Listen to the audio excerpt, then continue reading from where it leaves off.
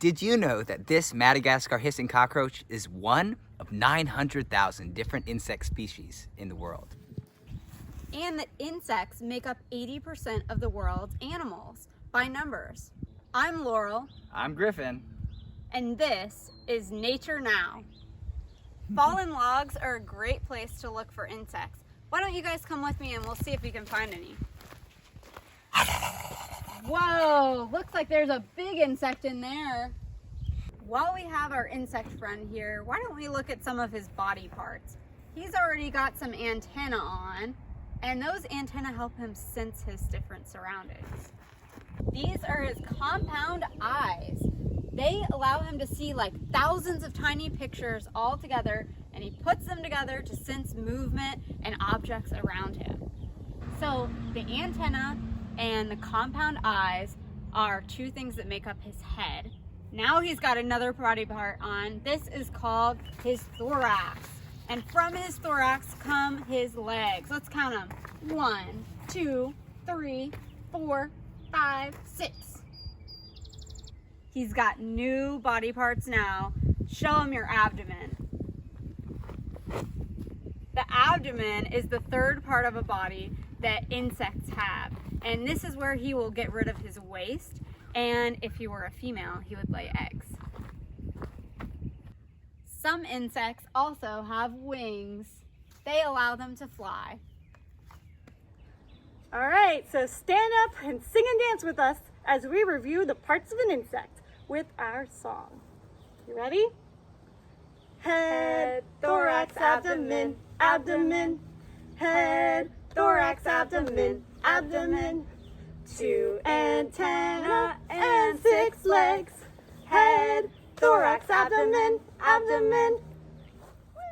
We have designed an experiment where we are going to try to attract insects to these different foods. So we've got peanut butter, jelly, banana, and chocolate syrup, which I think sounds like the makings of a great sandwich. But we're going to find a place and see which one of these insects might be attracted to the most and what kind of insects we get. I have a prediction. I think that the jelly might be the most sugary, so it might get the most insects. I think there'll be a bunch of ants. So I'm gonna put this plate right over here. I see some flowers and I already see some pollinators around, so maybe they'll be attracted to our plate and our foods. There'll be a lot of ants.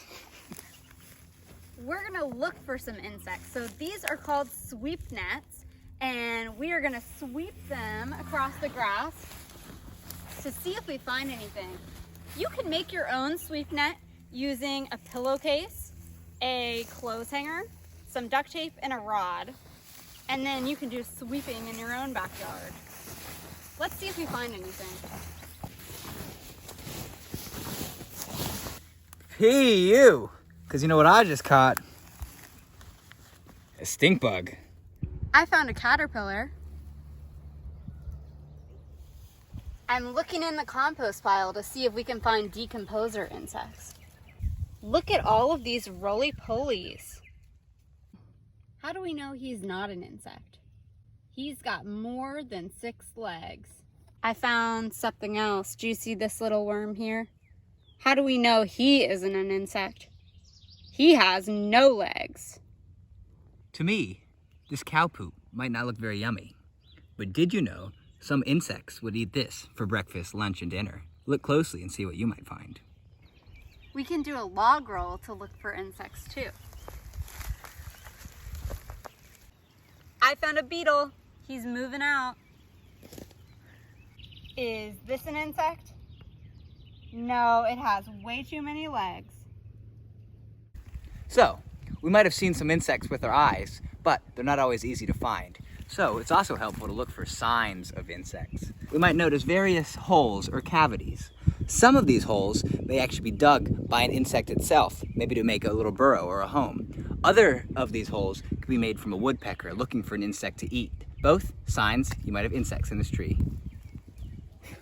Checking back on our experiment, it seems like the banana is the most preferred by ants. Insects are so important to have on Earth. Some of them are pollinators, like bees and butterflies. and even ants. Insects can be food for spiders like me. And birds like me. Insects are really important and so fun to observe. Now it's your turn to take what you learned today and go explore and find what insects you can see in your yard. Thanks for watching. Now buzz off!